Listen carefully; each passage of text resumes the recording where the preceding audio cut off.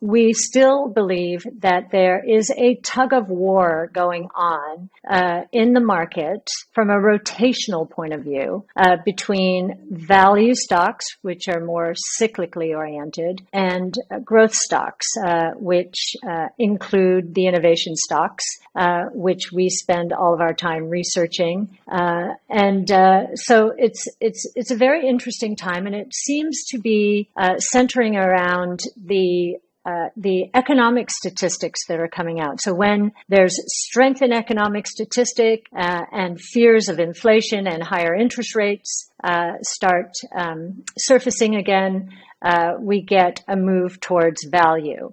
And vice versa. When there are weak economic statistics or surprising low inflation or interest rates, then the growth stocks tend to have their day in the sun. Now, as you know, we believe this is going to resolve on the side of growth, and maybe sooner than a lot of investors are expecting. There are a lot of very interesting signs popping up right now that we'd like to share with you. But before that, we'll start with fiscal policy. So tomorrow, Saturday, the Senate is going to vote on the infrastructure bill, $550 billion. And it's a sensible infrastructure deal. It's all about infrastructure, which is what it should be from our point of view. Now, the vote, however, has been hung up. It was supposed to take place on Thursday, but it was hung up, interestingly, by some controversy around crypto. How to pay for some of the infrastructure bill with taxes on cryptocurrencies and crypto assets. And we believe that behind the scenes, there's fierce lobbying taking place. We do believe that the financial services lobby is particularly strong and has the ear, especially after the crisis in 08-09, has the ear of a lot of politicians. And so we believe that the tax that they're trying to enact here would really harm the evolution of DeFi, decentralized finance, which is based primarily on the Ethereum network. As opposed to Bitcoin. Now, we're not happy about this at all. And in fact, we worry that our legislators could, with an act like this, chase away technology from our shores. Already, the U.S. has a terrible reputation in terms of regulation around crypto assets. Partly because there are so many regulators and they don't agree with one another on even what these crypto assets are. We believe they're a new asset class, but I think our regulators have been trying to put them into an existing asset class and treat them accordingly. We are hoping that they will be getting a lot of pushback. In fact, we are hearing they're getting a lot of pushback with voicemail. Who uses voicemail anymore? But voicemail apparently for many policymakers full. It's activated a lot of the crypto community and a lot of the innovation community because we don't want to chase innovation away from our shores. And I think that if we were to frame this and say, and I'll quote John Lilly, who was on our brainstorm today, if we were to frame this and say, this would be a lot like regulating and taxing the internet in the early 90s. Before we continue, help us by smashing that YouTube like button and subscribe now to this channel. This shows the algorithm that you value the information, and it helps us spread this message. Sharing is caring. Please like and subscribe now. Thank you. And now let's continue. Before, it was really a gleam in the eye of many businesses. that would have been a very bad idea because the internet has been very good for the U.S., for innovation in the U.S., and has added a lot to our productivity and to the productivity of the world. But I think in terms of capital markets, the U.S. really capitalized on the internet. Well, cryptocurrencies and much of DeFi is effectively unfinished business from the early 90s. And actually even earlier than that, when DARPA created the internet.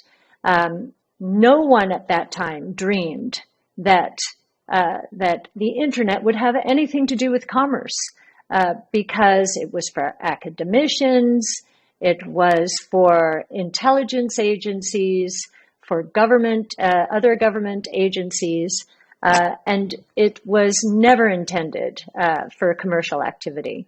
Well, that was a miscalculation. And as a result, we never built into the internet a payment system. And we have a chance now to do that and add even more to the productivity of our economy and the global economy.